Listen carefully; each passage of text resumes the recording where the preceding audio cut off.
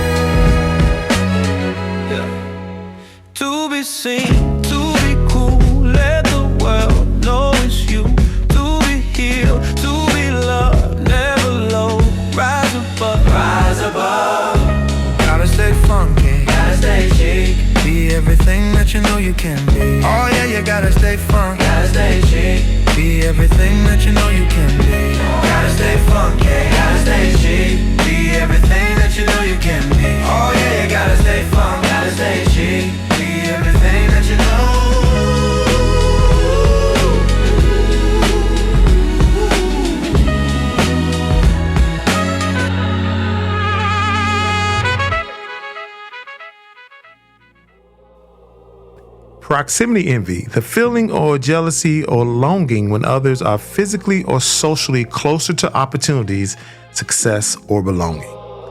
Today, what I want to do is really kind of highlight this and explore what proximity envy is, why it happens, and how it affects behavior in relationships, and offer some practical strategies to navigate it in healthy ways, non-blaming ways. This should be awareness, uplift, and support so we can move forward to support ourselves and maybe some of those not so supportive friends around us. For the most part, we definitely want to talk about the tension you feel when someone seems closer to a goal or an opportunity or community that you may desire, whether that is due to a location, network status, or access. Often sometimes people feel unsettled because you're making moves and strides because you said you would. But that doesn't mean you're doing something wrong. It means that you are getting things done and that your path isn't their path. As I was preparing for the show, was a couple things that, some signs and synchronicity that reminded me that, hey, you might be on the right topic and this is something your folks need to hear. One was something I saw on TikTok earlier, that a young man was talking about a script he'd written. I believe he's a writer and a director, and in the process of getting funding for the project, some friends or colleagues had some opinion about what was going on with the project and or his work and his writing, and they shared it in an email and mistakenly forwarded to him, which he saw, and he pulled out the particular blurb that was specific to him criticizing his work and what he had done. And he sent it back to who he thought was the friend or the confidant or colleague and put something like, 29 years of friendship.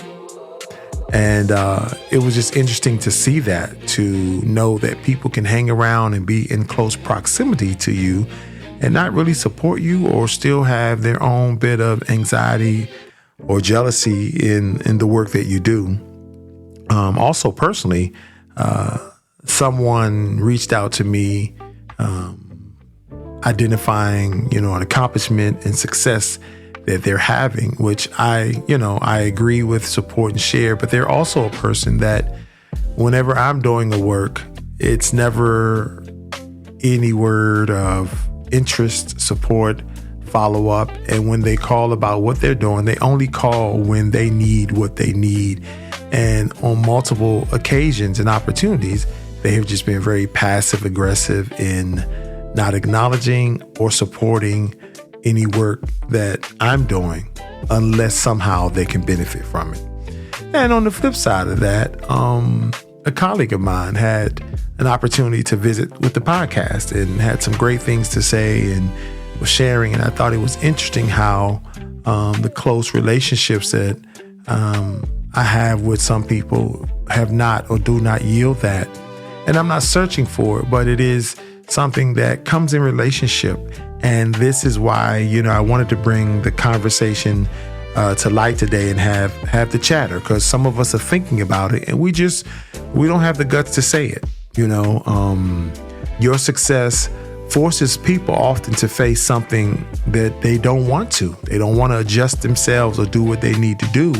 And so sometimes strangers and outsiders, show more support and consume our content a lot easier with fresh eyes, fresh ears, and an open heart, without any history with us. That happens all the time and often, and it's no compromise, where friends will hear, see, and feel you through their heart, their own version of you, and often do not want to see the fact that you're growing or expect that you're growing, excelling, or advancing in what you dream and you want to do.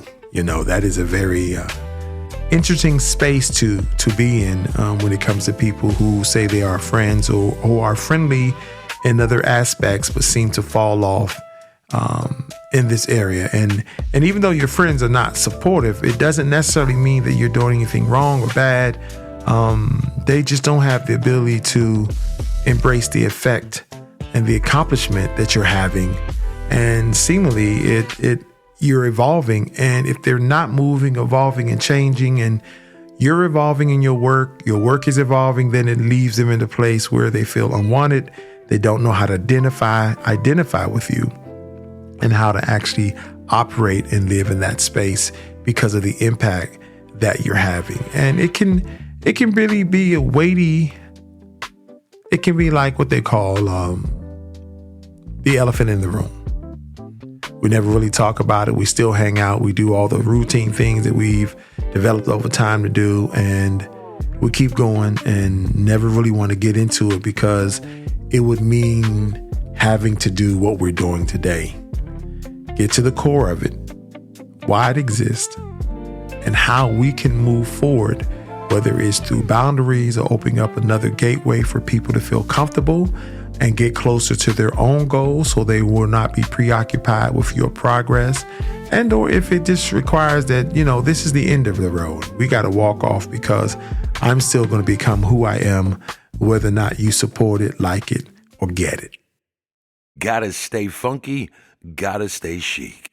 Also, in addition to all the other signs and synchronicities and symbols and signals and all that kind of stuff, I saw a talk with Rick Rubin, the music producer, and he was talking about being creative, being a creative artist, and how what we create is not for the audience. It's for us first, because when we create for ourselves, we care about what we create, which will benefit the audience. In my world, this is not just content, this is intent. I'm leading with intention. I intend to spend time with you every Monday with things that matter to me, top of mind experiences, insights, things that I want to share with you that you can now take and begin to develop your own discussions and look closer and deeper and become a better you and create better communities and family. Everything you touch just becomes enhanced, hopefully because you're finding something that resonates within the topic. So it's not about creating things you think others will like, but it's creating things that you are proud of, that you love, that you can give away to people, and that it will attract the best possible audience, and not just for the sake of what they may like, because then that becomes commerce. And art and commerce do coexist. But I think the key is staying artistically creative and in tune and magical with all your approaches. And then everything else that is aligned with that is attracted to that, energetically will find you, support you, and be a part of your movement. So things like that really put me into a very mindful space of having this conversation, so that it's not a necessary call out to anyone, but it is reckoning and setting and marking, divide in the sand, that it's not cool as my friend that you're not honestly supportive of me. It's not cool that you don't believe I can be what I dream to be. It's not cool that because you've known me for so long or in a particular way that you've lost respect or interest and support. That's not cool.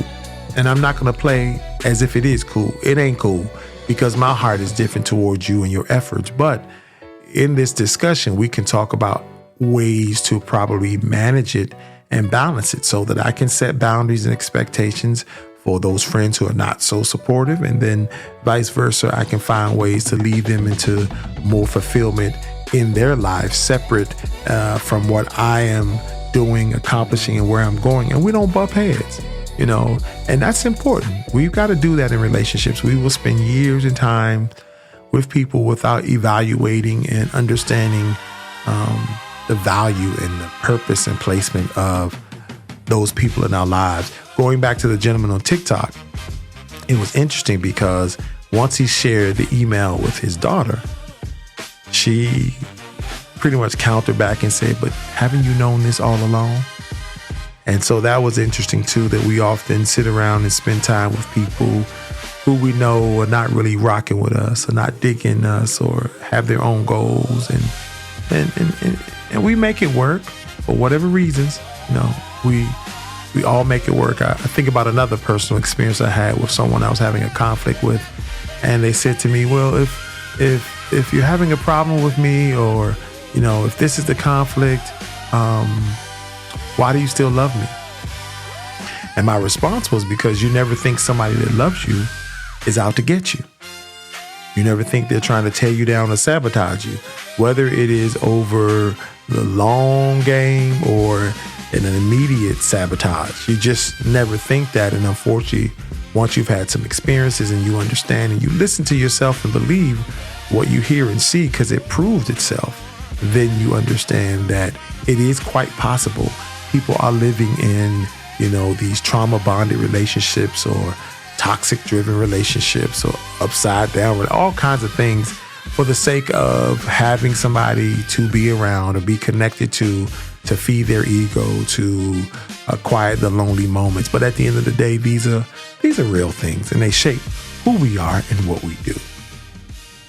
Get the stories, the strategies, and the sparkling ideas you crave. Subscribe now and never miss an episode.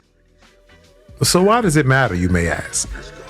It's a common, often underestimated emotion that influences motivation, decisions, and relationships. People are living and engaging and laughing and joking and hanging out and investing in unsupportive friends who have no interest in what fulfills them or what they have been called to do or their mission in the world.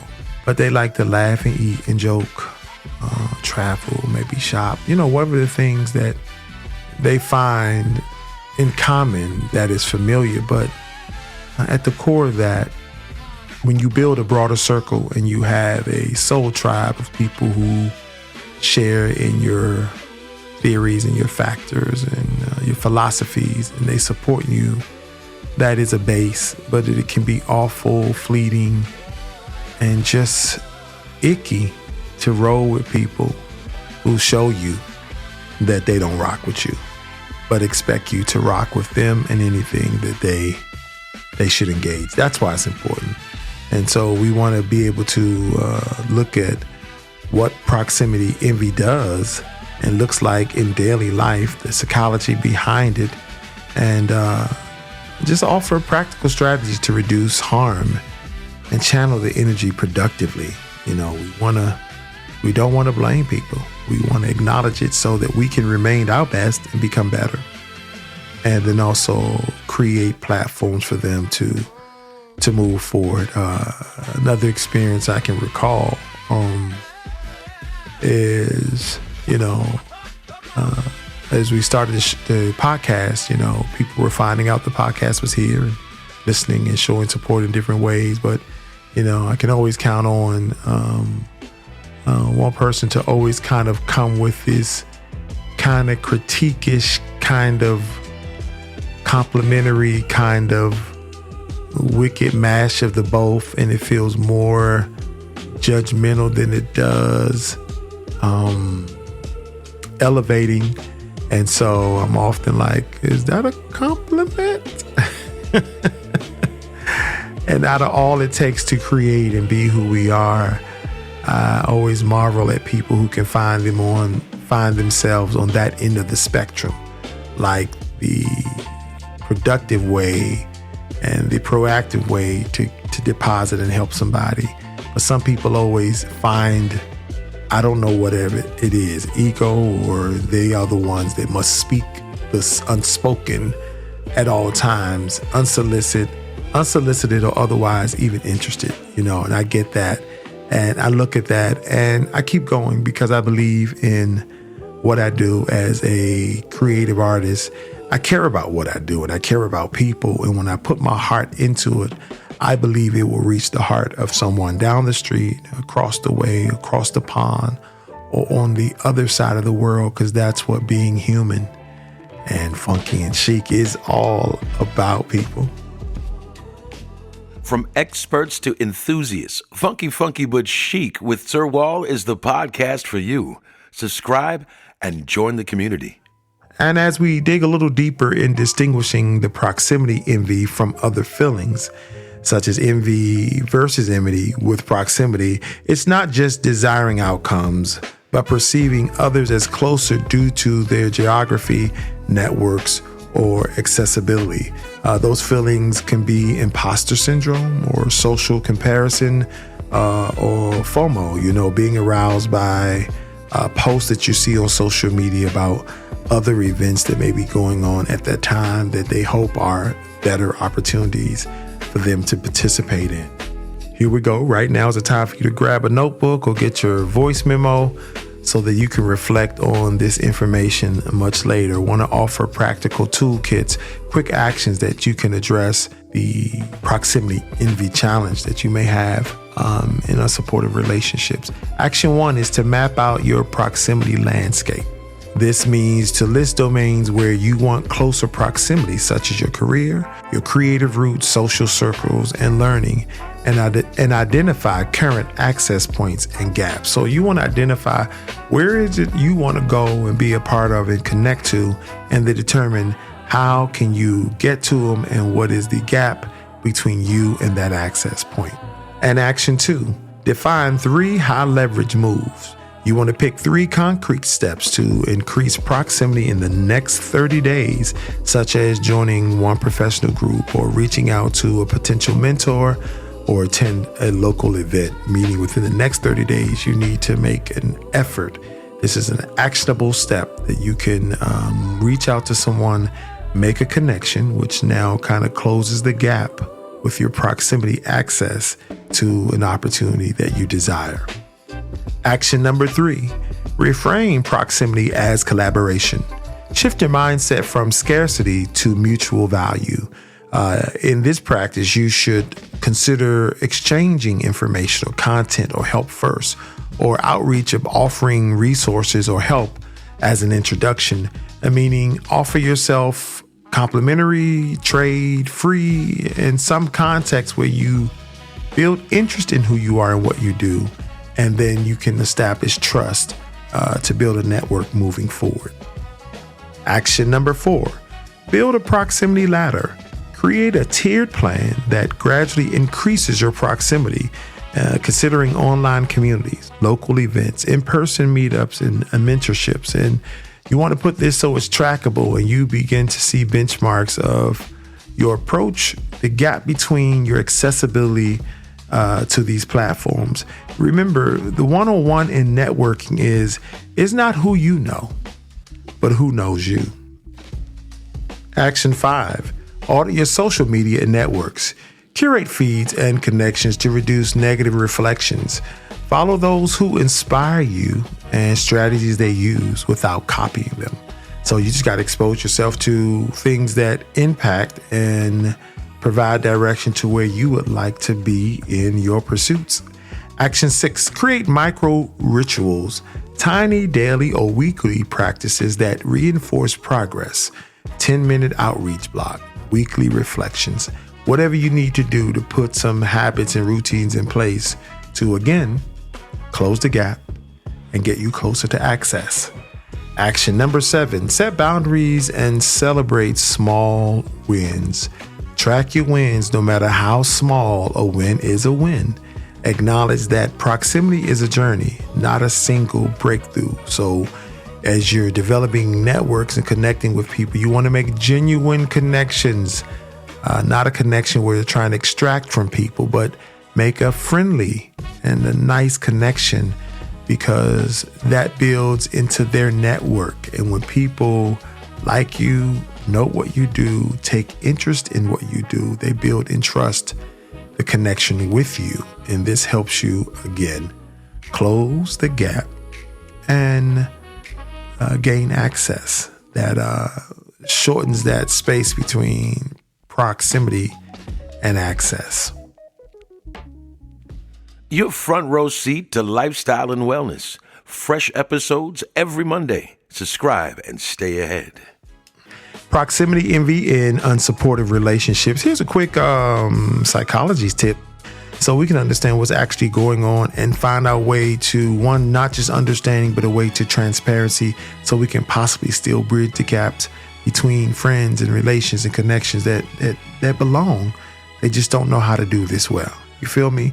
How proximity envy feels in the brain. It's a fight or flight vibe with social signals. You know, it's rewarded by anticipation when others seem to be closer. So the proximity gap is closed, and it has a trigger for those who are activated by this.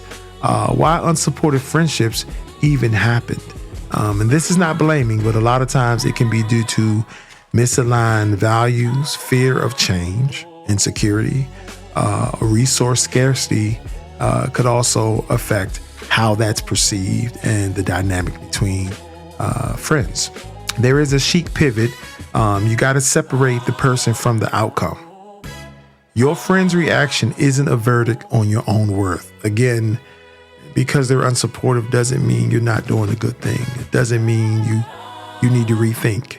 You need to shrink and simmer down and take a rest. You know, that is the opposite of that. You know, it can cause that kind of trigger in you to think, am I worthy? Am I good enough? But in this topic today, we want to address it from both sides. We want to be mindful. We want to create the awareness if you are that person with an unsupportive friend. And if you are the unsupportive friend, we want to support that as well, so that in your own life there is a fulfillment and that you are able to move forward and attach yourselves to those platforms and you want to be connected to, so that your anxiety is not so triggered with the friends that are moving and fulfilling and doing what they want to do, because ultimately that's what we all want to happen, and that's what's going to happen. The season will pass on with or without you.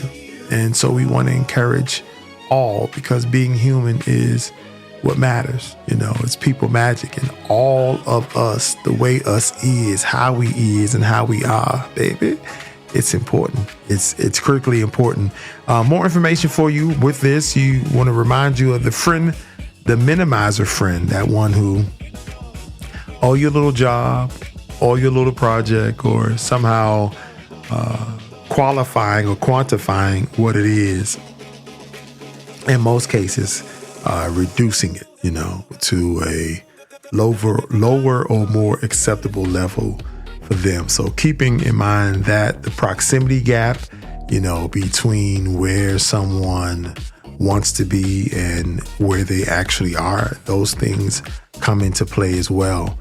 You want to be mindful that if a friend still offers a small, non-judgmental gesture, such as, passing along a resource or quick coffee, that kind of gesture and movement can reopen the thread of trust and shows, collaboration is possible in some way. So while they may not be involved in the day-to-day and the down and dirty details of your dream or your aspirations, that is a key indication that there's a possibility to stay connected in a healthy way with that person. So you definitely want to consider that moving forward.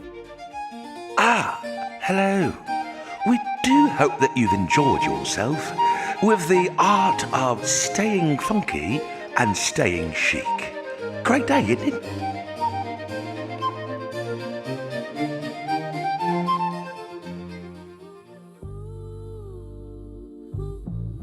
And in the spirit of this podcast today, envy isn't the villain. It's a signal that you want closer proximity. So let's design a path, not wallow in it. That's why we're having this kind of chatter today, because we want to find a way to move forward, and we don't want any successful friends to feel vilified or feel less than because another unsupportive friend can't really get it and understand it. But at the end of the day, we don't want our efforts to be swallowed up by the unsupportive friend, but we want the supportive friend to find a place to get closer to obtain their goals and their dreams, so there's more contentment and fulfillment in their life, so they got less time to be unsupportive about what you do.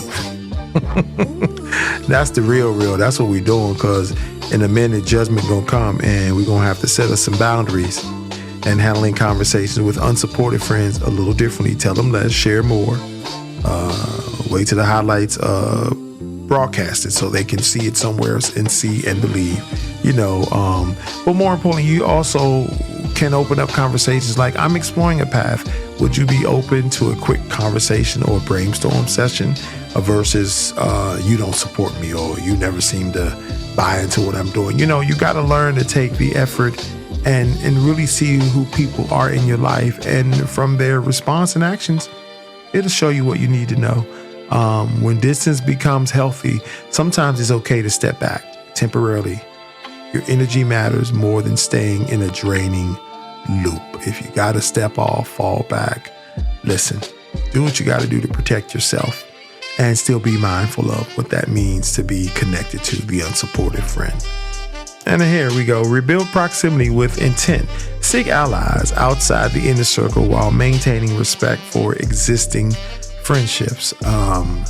Every friendship or connection doesn't have to be everything to you.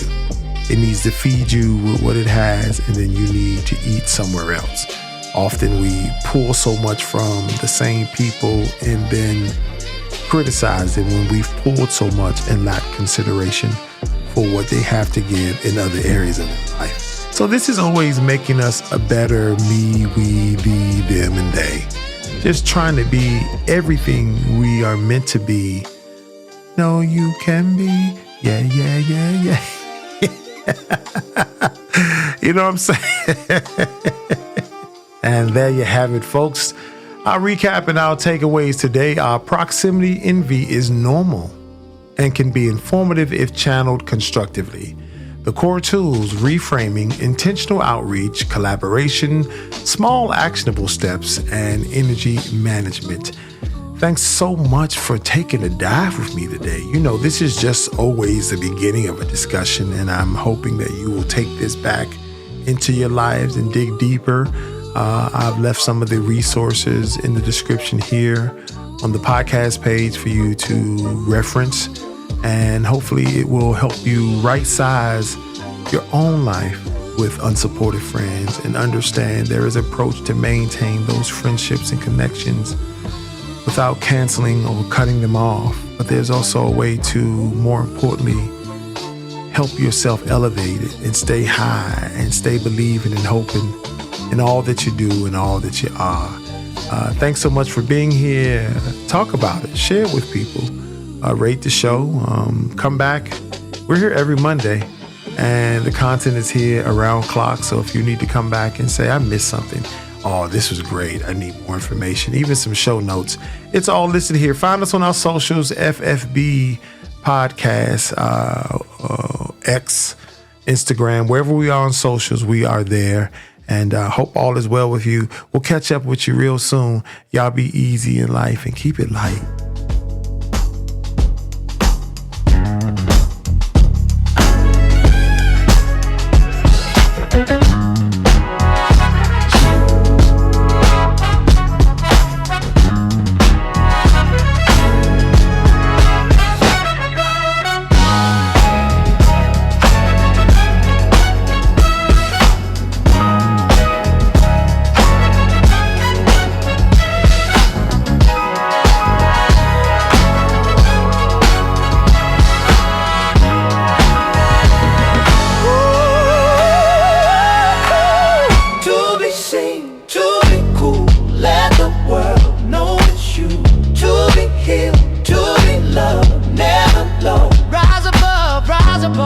Gotta stay funky, gotta stay chic.